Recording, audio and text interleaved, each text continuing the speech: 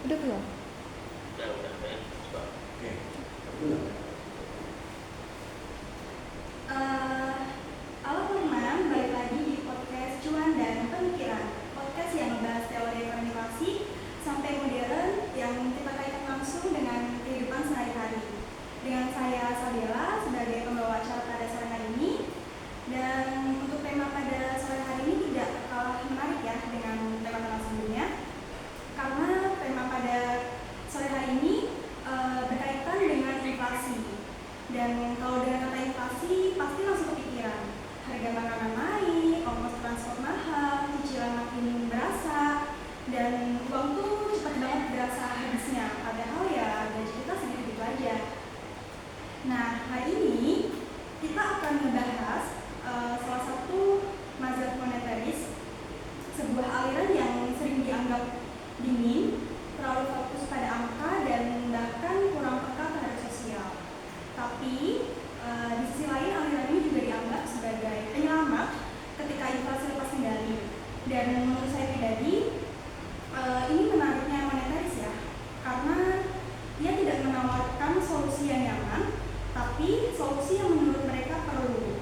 Dan untuk membedah itu semua biar lebih terperinci dan detail, saya hadirkan seorang tokoh legendaris dari pelopor mazhab monetaris, yaitu ada Bapak Milton Friedman selaku pelopor dari mazhab monetaris yang diwakili oleh Bapak Habibie. Halo, assalamualaikum, selamat sore teman-teman. Oke, kita langsung aja ya Pak ke Oke, topik. baik. Sebelum masuk ke konsep yang lebih berat nih Pak, saya ingin tarik ke sejarah monetaris terlebih dahulu. Siap. Sebenarnya mazhab monetaris itu lahir atau muncul pada saat kondisi seperti apa sih Pak? Mazhab monetaris muncul pada pertengahan abad 20, di mana saat banyak negara terlalu percaya bahwa pemerintah bisa mengendalikan ekonomi lewat belanja besar dan intervensi aktif. Saat itu, teori Keynesian sangat berdominan. Pemerintah dianggap bisa mengatur permintaan, menekan angka pengangguran, dan mendorong pertumbuhan lewat kebijakan fiskal. Namun masalahnya, kebijakan ini sering menghasilkan inflasi cukup tinggi dan ekonomi yang tidak stabil, seperti itu. Berarti secara histori monetaris itu lahir sebagai kritik dari Keynesian. Dan kalau saya boleh memberi sedikit catatan, Keynesian muncul saat ekonomi krisis, tapi monetaris muncul saat kebijakan itu justru menimbulkan inflasi. Dan apakah bisa dikatakan bahwa mazhab monetaris adalah suatu reaksi kegagalan atas kebijakan sebelumnya, Pak? Iya, penilaian itu yang tepat. Kami telah melihat pemerintah terlalu percaya diri atau pede bahwa mereka bisa mengatur ekonomi lewat belanja dan stimulus terus-menerus. Kami tidak menolak sepenuhnya peran pemerintah. Kami menolak keyakinan bahwa pemerintah selalu tahu kapan dan bagaimana harus bertindak. Jadi kayak niatnya tuh mau ekonomi, tapi malah bikin harga-harga jadi pada naik. Betul sekali. Kami melihat bahwa masalah utamanya bukan kurang belanja pemerintah, tapi uang beredar yang tidak terkendali pada saat itu. Oke, kalau saya tarik ke kondisi saat ini, pola ini masih bisa kita lihat ya Pak. Karena setiap ekonomi melambat, solusi cepatnya ya hampir selalu stimulus. Dan masalahnya, efek jangka panjang seperti inflasi itu sering baru terasa belakangan. Dan itu yang menurut saya sering diabaikan publik. Betul dan tepat sekali. Dan itulah mengapa kami menekankan pentingnya aturan kebijakan yang konsisten dan kredibel, bukan kebijakan yang bersifat reaktif atau berubah-ubah mengikuti tekanan jangka pendek.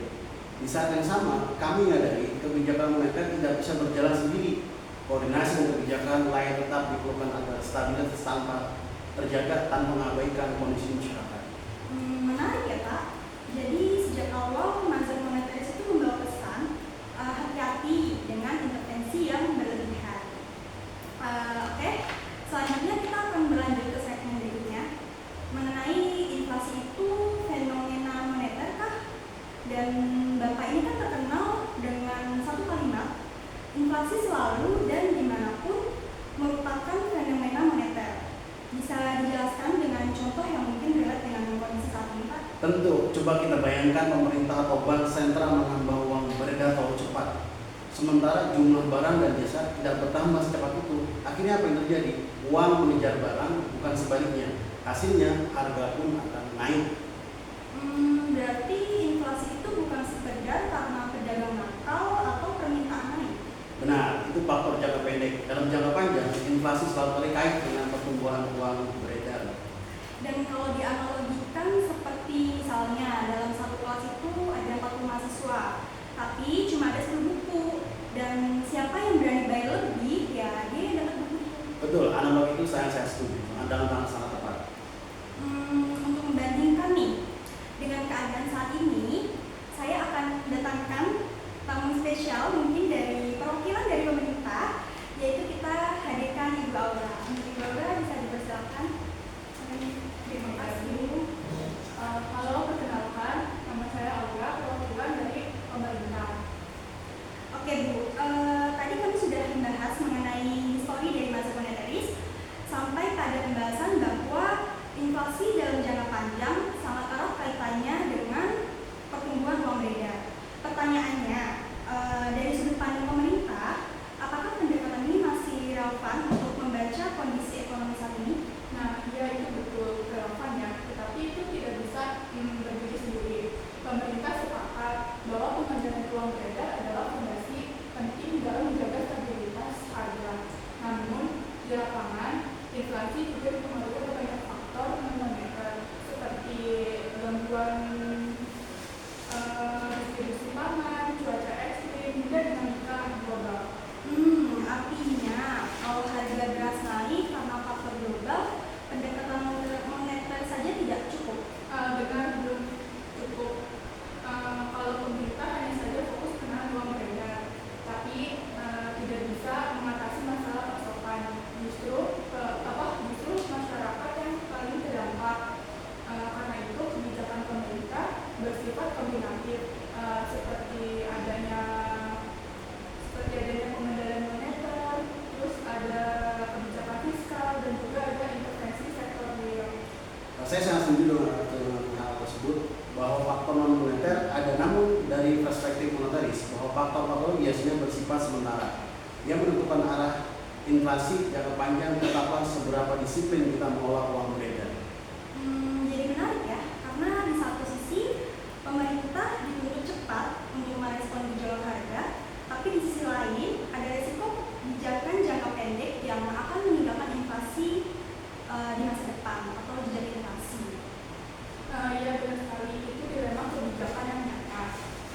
Pemerintah tidak bisa mengatasi sepenuhnya mekanisme pasar bekerja ketika masyarakat menghadapi tekanan yang sangat tinggi. Namun kami juga menyadari bahwa setiap stimulus dan intervensi harus dihitung dampaknya secara jangka panjang. Oke, Pak Habibie, mungkin dari kacamata monetaris, apakah kebijakan seperti subsidi dan bantuan harga itu selalu dianggap sebagai suatu kesalahan? Tentu tidak salah, tapi berisiko jika dijadikan kebiasaan. Ketika intervensi menjadi solusi rutin, pasar kehilangan sinyal harga yang sehat dan pemerintah terdorong untuk terus menambah likuiditas demi menutup efek samping kebijakan itu sendiri.